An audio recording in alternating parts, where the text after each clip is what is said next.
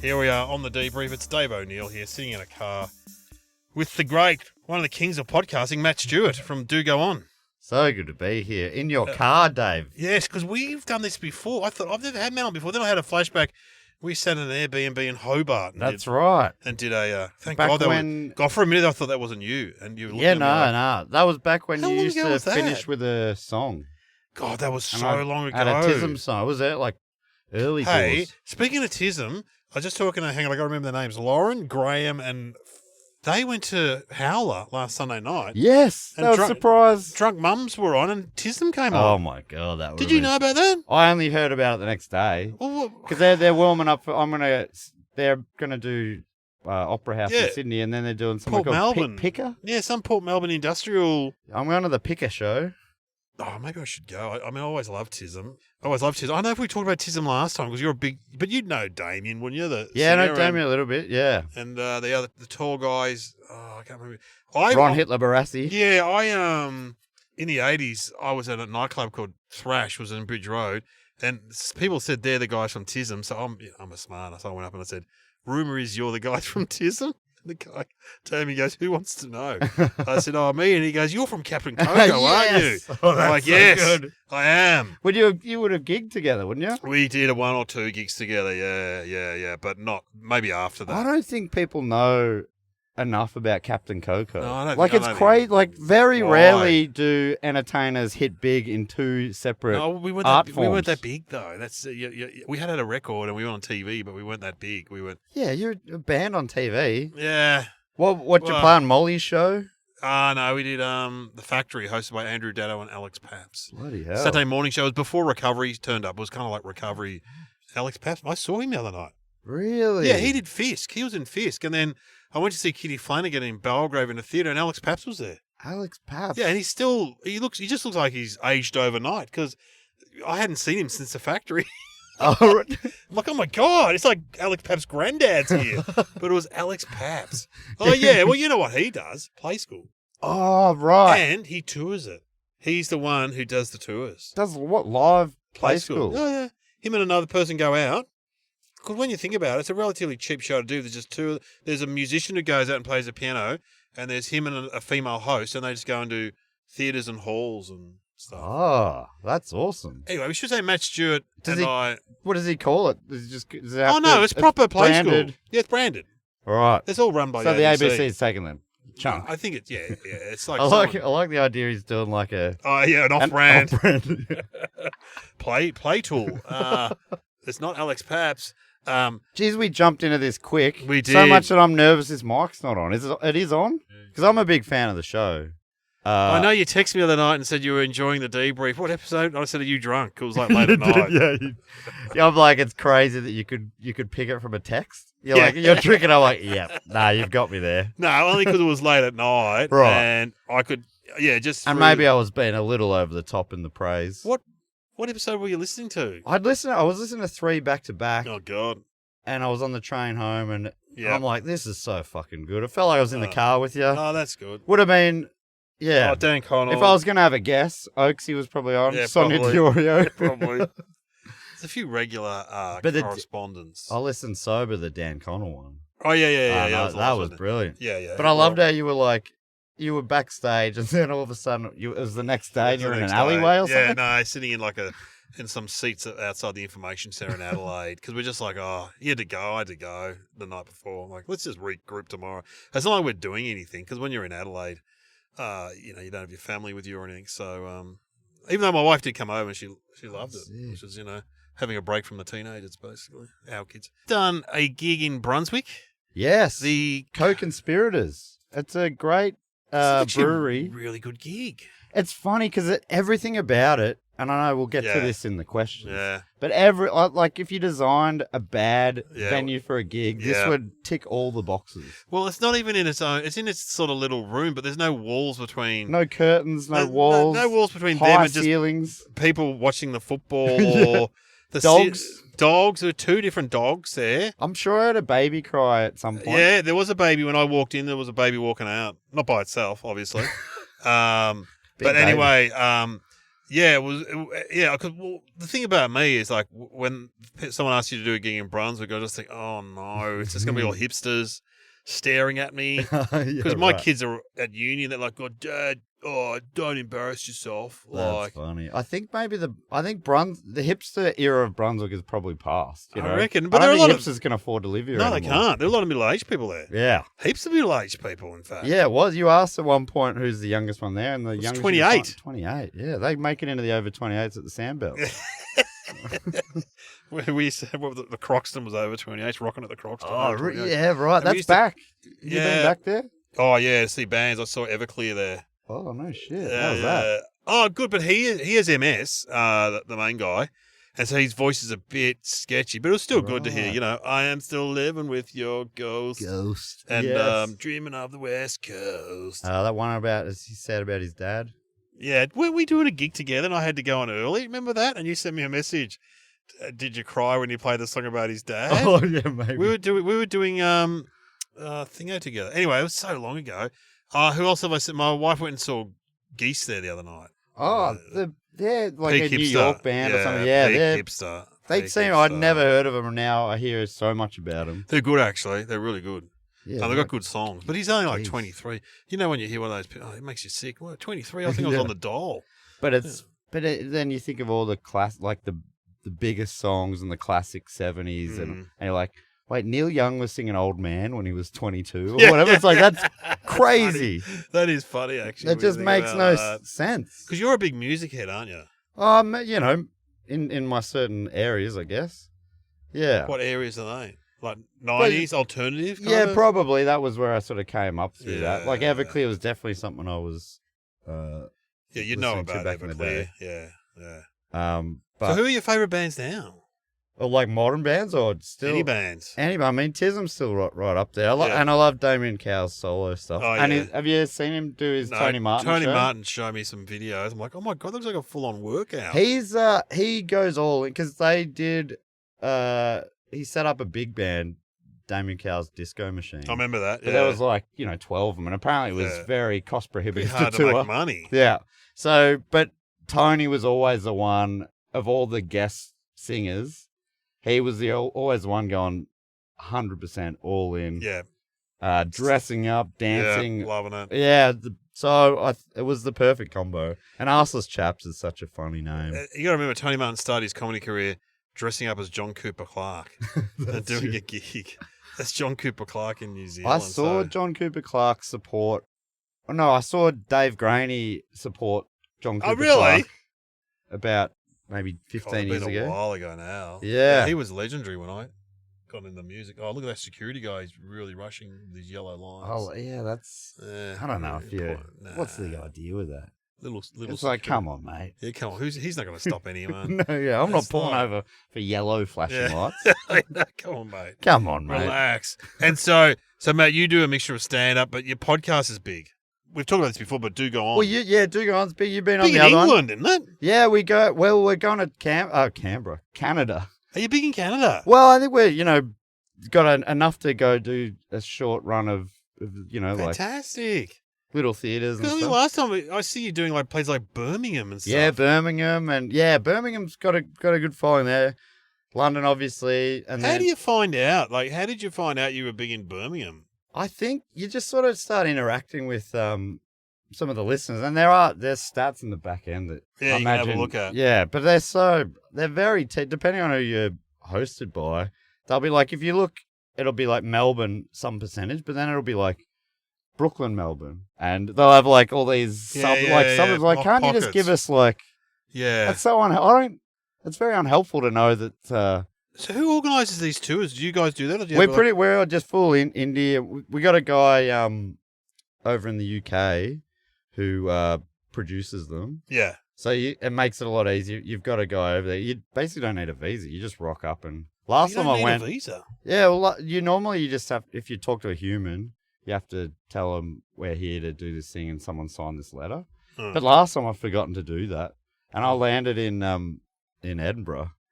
And I'm like, fuck. I'm messaging the producer going, hey, were you meant to send me a letter or something? Like, I have not thought about this at all. And I'm sweating. And then it was an unmanned exit, I just put my passport Oh, in, scanned it. I'm like, fantastic. okay, We just say you're here for a holiday. yeah, that was plan B. When I first went to London years ago and I was doing stand up in the 90s, the guy's like, "Oh, you're a comedian. Are you going to jump up when you're here, mate?" And I'm like, "Nah." He goes, "Surely you're temper, mate." Nah. He goes, "Will you go along to any nights?" I went, "Nah." Because I'd heard stories Oh, of so he's lining you he's up. trying to catch me up, I reckon, for sure. Imagine getting And sent back on a plane because you said, "Oh, I might." Yeah, I I might. just being polite in a conversation. Yeah. Where are the open mics? Like, my wife's waiting for me. Like, where's David? But I remember Greg Proops, the great. He was dragged off stage in the UK by immigration agents. Really? Yeah, they turned up and dragged him off stage. That's crazy. Yeah, so you got to. I just went to London last year and did some gigs, but my wife's like, don't get arrested, or I said, I think it'll be fine. I think UK is really friendly. It's a very easy. Yeah, right. As long as you're not doing, I think within a month or something. There's certain rules. Yeah, well, yeah, you used to have to get a sponsor or something. It's our fucking queen that we share. Yeah, we're the Commonwealth.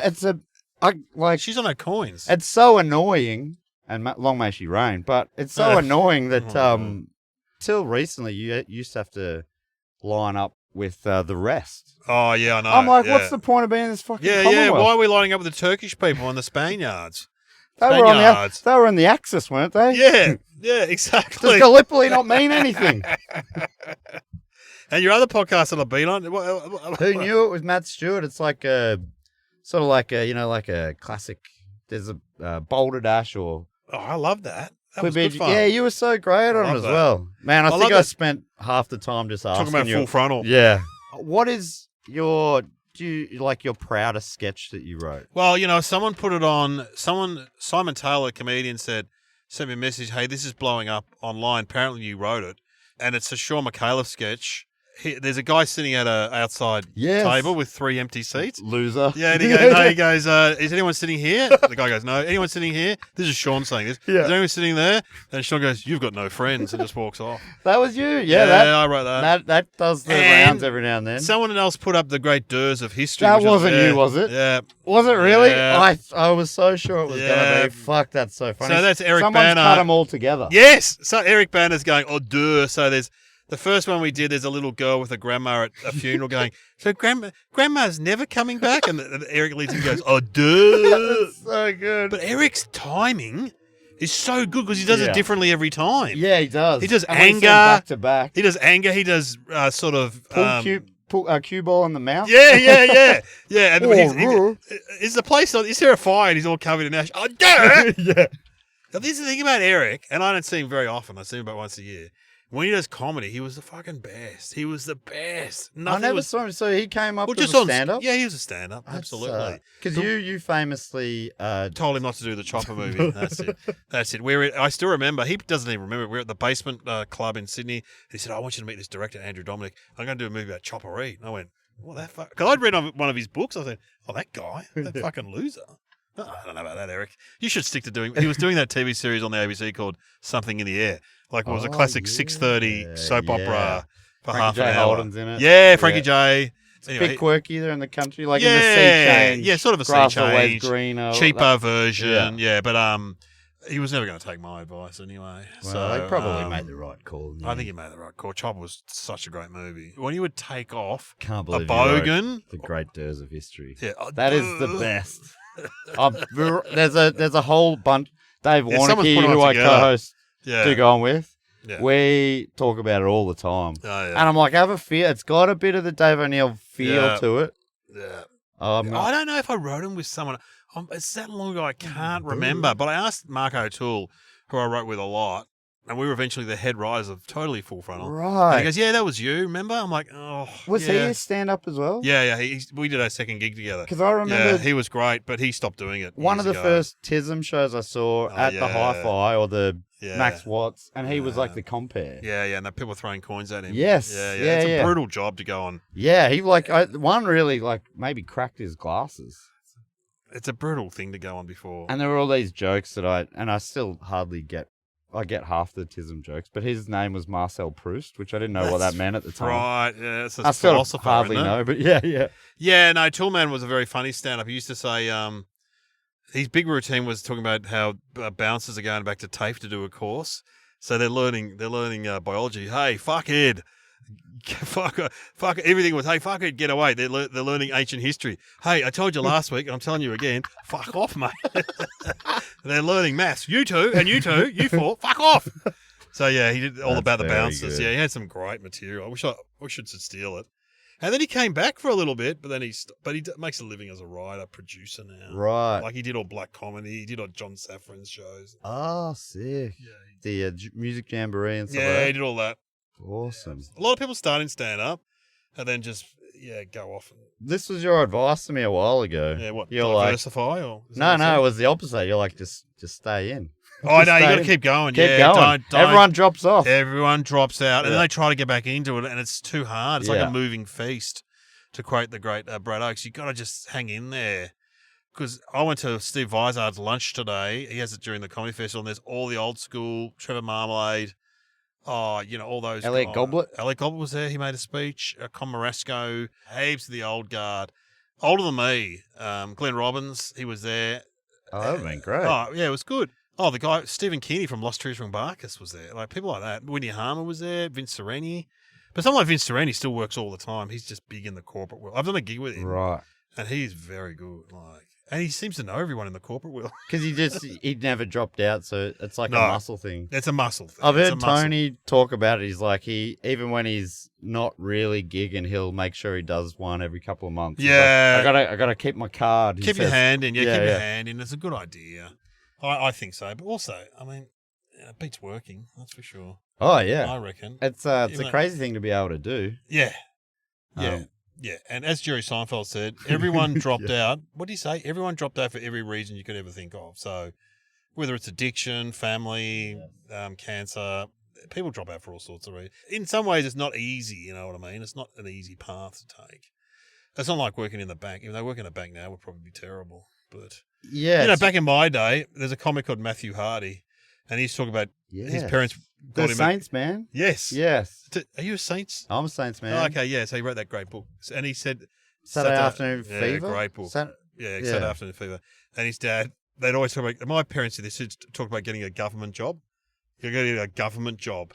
Like in the public service. Yeah. They get a government job, you got that job for life, boys. You know what I mean? Like Yes. Dad would say, you get a government job, and you get a job for life. You're in the public service. It's like, Dad was a public school teacher, and he had a midlife crisis, and he quit.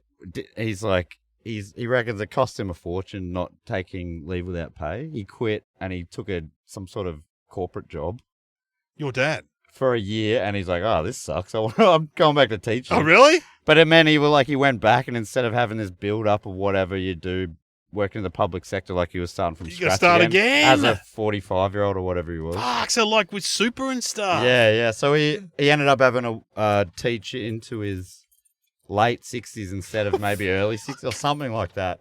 Your dad. Yeah. Oh, that's He's brilliant. like, he still talks to me. He's like, you just have to take leave without pay. And I would have held on to all the whatever the benefits were. My dad was he was in the Air Force, but he was a trades teacher. That's similar kind of, but he never had a midlife crisis. So how old were you when that happened to him? I must have been. I would have been in primary school or secondary, early. right. I reckon primary school. I'm amazed more parents of that generation didn't have more midlife crisis because my mum and dad got married so young. And then get locked into a job that they're expected to do forever. Yeah. Whereas Yeah. sort of Hey, more there's a- famously the younger people There's a do. gothic. There's a go. Okay. Don't you love seeing that's a full-on makeup too. That's That's great. pretty. It's funny. At my daughter's got a friend who went to high school with her, and she's a gothic. And Really? you see her at graduation. I'm like, that is so Full committed. full commitment to the gothic look. Because it's like, it's not, you can't just jump out of bed and chuck No. your jeans and a t-shirt on. It's, It's not like being a metalhead, or like yes. They've It's- got it figured out. oh, such good. Jeans and a t-shirt. Yeah, Come on. easy. But I never really liked heavy metal. Yeah, no, I've dabbled with it through over the time. But what's the heaviest you got? Because you're Midnight Oil, AC/DC. Midnight Oil. It took me Pixies. a while to get them, but Midnight Oil are Oh, brilliant. they're great, I was lucky to see them yeah. a couple of times before they. Yeah, good.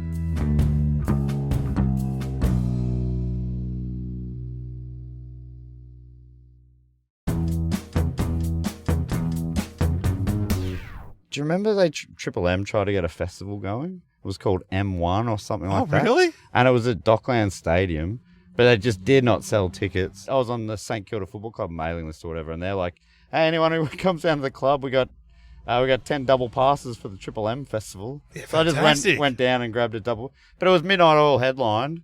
It was weird other bands. But Rat it was Cat? No. oh, man. I did see Rat Cat at Home Bake 10 years back or something. That Yeah. was so good.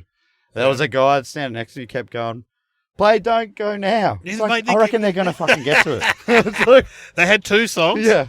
Don't Go Now and That Ain't Bad. Yes. And they'll do it, mate. They will do them. Relax. Like, Relax, mate. have you Yeah. never been...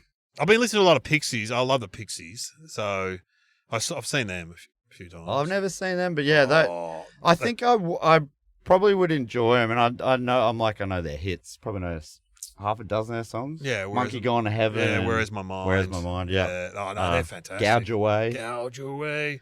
I like that kind of pop rock. Yeah. Yeah, and but no, I saw Pulp the other night. They were fantastic. I love any of man. that pop, British kind of. Yeah, Pulp are so good. Sort of the forgotten band of the Britpop Yeah. wars. Yeah, they were good though. They were always really cool. And they also, they just seem like they're so happy to. I loved hearing Jarvis Cocker talking about how, like other bands in his position, you hear, what's it, Black Francis or Frank Black Frank or whatever Black, from yeah. Pixies. He seems to like kind of hate any fame and popularity they've had, and he's like, it's always like, I'll be honest, I'm touring for the money. Yeah. Whereas Jarvis Cocker was like, yeah, common people love it. We're excited to play it. It's cool that people still like it. It's good. Whereas other bands are like, I don't want to play that fucking song anymore. Sometimes I love when bands don't play their hits. That's always good. Yeah. Oh, that's fucking... The real Bob Dylan sort of thing. Yes, yeah. And if I play it, I'm going to play it in a way you will not recognise. Which is That's why so it's funny. so good to see you do that. Like your classic material is different every time because it is just your way of working through the crowd. Yes. The names. You're like, it's almost it's a magic act. Yes. Where you did, because you were talking about with Dan on your episode with him how you'll at corporates you'll look at the floor plan. But you were doing it tonight without that.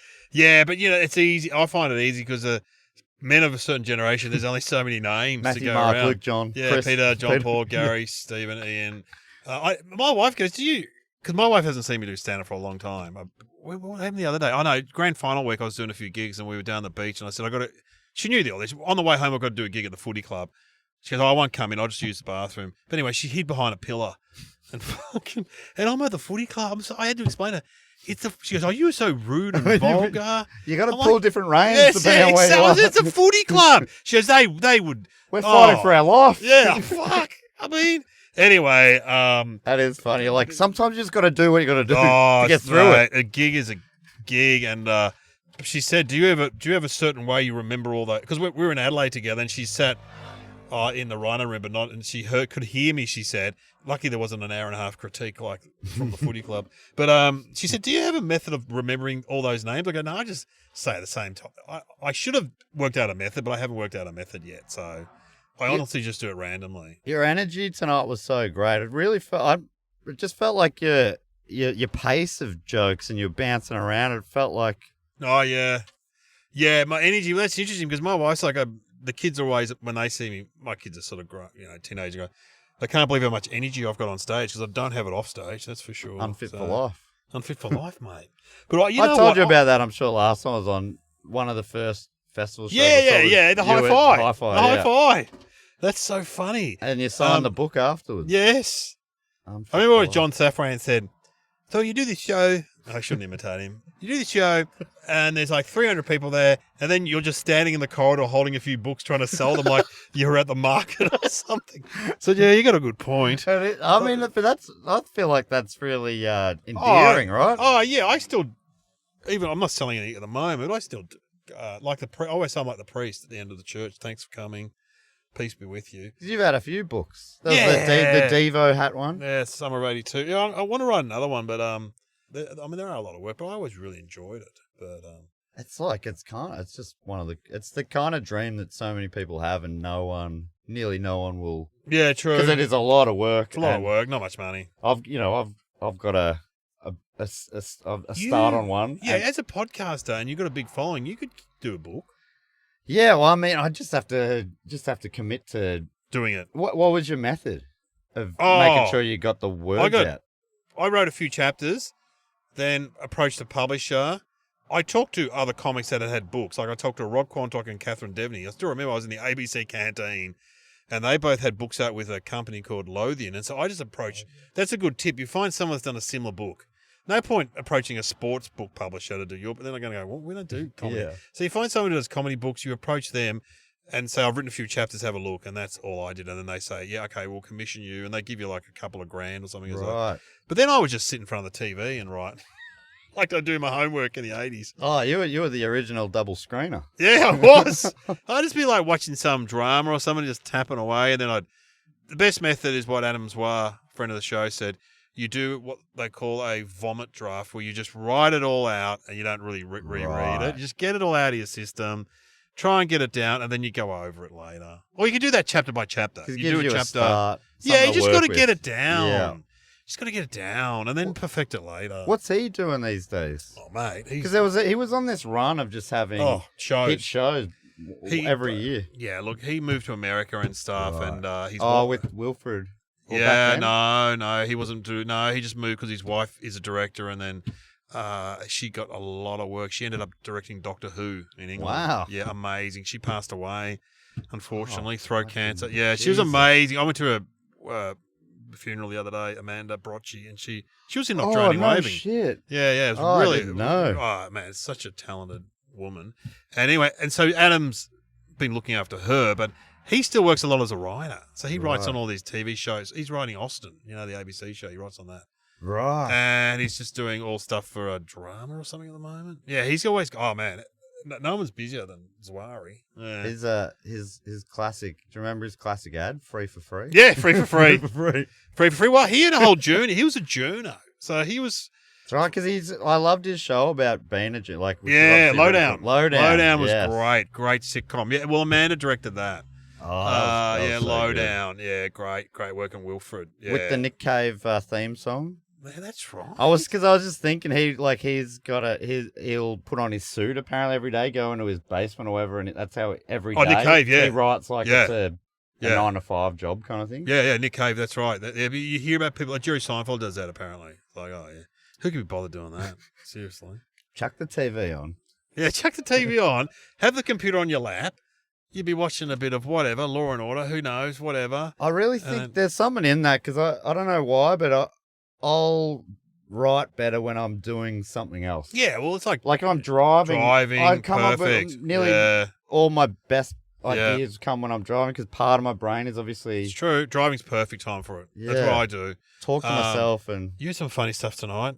Before you brought me on, you talked about the the masseuse. That's true. The masseuse at Pentridge said to me, he goes, geez, you could kill a kid with those. With your toenails? With my toes, I guess. I'm like, what? That's so funny. And then I saw Dan I did local laughs like that night. Oh, yeah. With Dan Connell. This is it was probably last year or something. Yeah. And I was telling him, he's like, there's a bit in this. Yeah, for sure. It's so funny how sometimes you need to hear it from someone else. Yeah, There's someone in that. Yeah, Dan Connell's actually pretty good at identifying stuff because he'd say, do you do that on stage? I'm like, no, I should do it. Yeah. Well, let's ask the questions. What went well tonight, Matt? Well, I think the whole lineup was everyone did pretty well. Oh, yeah, it was a very diverse lineup. It was very Brunswick. There was Oliver Hunter in the wheelchair. There were two people with surname Hunter. That was weird. Two trans comics? Two trans comics, two hunters. One Gen X who claims it to be a boomer. That's me. In his show title. And you'd be Gen Y, wouldn't you? I'm Gen Y, yeah. I'm an elder millennial. No, and what didn't go well? Well, the crowd I think they were really fun. It's just that the room does not make sense for comedy. It's got high tin ceilings. It's an industrial shed. It's not a warehouse. There's no curtains. Like the area, it just bleeds together. But it works really well. Yeah, somehow it just works. I was amazed at the laughter coming out. I think it's the third or fourth time I've done it, and it's always pretty good. That wasn't an out of the box one. But I'm just like imagining that same audience in a room with walls Oh yeah. and a ceiling. How hot that would be. Any organisational hazards get in the way? Babies and dogs. Oh, there's babies and dogs. And how can we do better next time? I don't know. Just You know what? The first half was quite long. Yeah. They should. If they want that many acts, just put one on before me. yeah, I maybe. think that probably makes sense. You do occasionally 4 do that in the gig. first and one, and they're like it's a special guest or something. Yes. I don't know. And then, Janet, the way she does local laughs is much like Yes. this. And Yes. it's nearly always it's just the headline in the second half. But she doesn't have 5 in the first. Yeah, it's a lot. But they're all. And it was also- Lauren Bonner was on. Lauren, so she's great. so good. Yeah. She's so good. Sydney comic. Go and It's- see her. The fun thing about, the regular shows in Melbourne during Comedy Festival, you get a lineup that you'll not Yeah, see you don't throughout see. the I rest haven't of the seen year. her for a few years. Yeah. She's a Sydney comic. I always really enjoyed her work. Yeah, She's very she's funny. so funny. Anyway, Matt Stewart, he's got a podcast called Do Go On. And Yeah, so we're up to like massive, mate. It's 550 massive. episodes or something. massive. Like one I did recently was about the Russian Baltic Fleet and Oh, their wow. journey in the Russo-Japanese War of 1904. Yeah, I've been wanting to learn about that. But which sounds so dry, but that was like a farcical thing where everything they did was an error and everything went wrong. The ships were like too heavy that the guns were like under the waterline and stuff. Wow. Don't nerds love your podcast though, don't they? There's a bit of a nerd element. I think there'd be certainly some Yeah. nerds. Well, you'd see that in the audience, wouldn't you? Yeah, I think They're so. a bit Yeah, of they're nerds. very polite and they're great live shows. They're always just great Yeah. audiences. Well, I've peeked in at one of your live shows. I was waiting to maybe go on the Dum Dum Club, and you guys were on beforehand or something, and I was looking in to see you guys. This was years ago, and it was huge. But they're just they're always so warm and they're just lovely. Yeah, lovely audience. And your other podcast. Who knew with Matt Stewart? Yeah, you were on an episode. Who else was on that episode? You'll have to come back and do it sometime. Yeah, we I'll just come back. record round the corner at Yeah, I'll come Humdinger. back. Come down to Um, Brunswick and have a kombucha. I love it. Yeah, I'll There'll be some good food around here, actually. get Warnicky on. Yeah. Dave Warnicky on, and you can do the hors d'oeuvre. I'll think of the other sketches. I've got some VHSs of all my sketches too. I've got to get them out. Because because you were like would play minor roles sometimes. Yes. But you were mainly A writer. writer. Yes. Oh, I was the fat loser. I was a character called the fat loser because the guy who was fat, what was his name? He didn't want to play any fat roles. So With the shaved head. yeah. He's passed away. has he really? Yeah. Oh yeah. Fucking hell. Anyway, he was funny. great, yeah. He had that really rough voice. Yeah. Blah, blah, blah. Doug, the head writer. You having a senior moment. Yeah, I'm as a you senior said there. moment. The producer goes, "You don't mind doing?" I was like 25 or 26. Oh yeah, I'll do it to get on TV. Yeah.